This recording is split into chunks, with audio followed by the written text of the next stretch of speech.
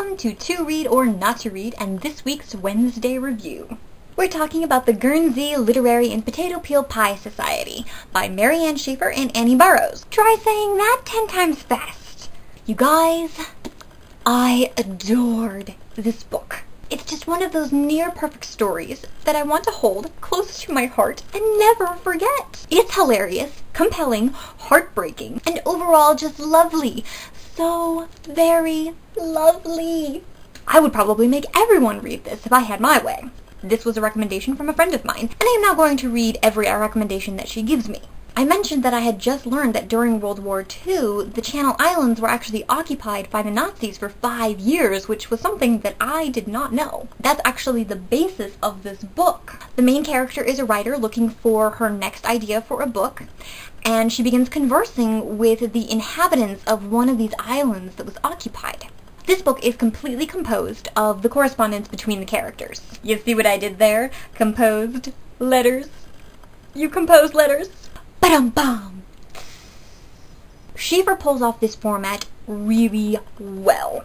She managed to satisfy my every story craving in this very limiting and unique format. So extra bonus points for that one.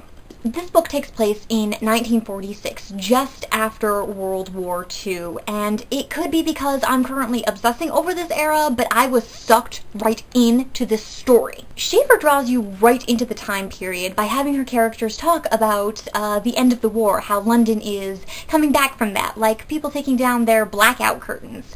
And the main character talks about how she uses all of her clothing stamps to buy her first new dress in 4 years. Shaffer introduces us to the realities of the time period not only in a subtle way, but an entertaining way that carries the story forward. There are no info dumps here.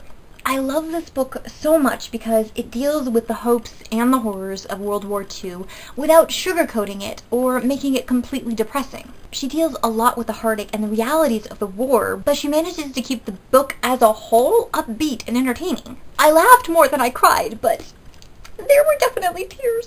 There's so much I love about this story. It's deep and illuminating, it's great historical fiction, and it's a wonderful love story, not to mention just a good book in general.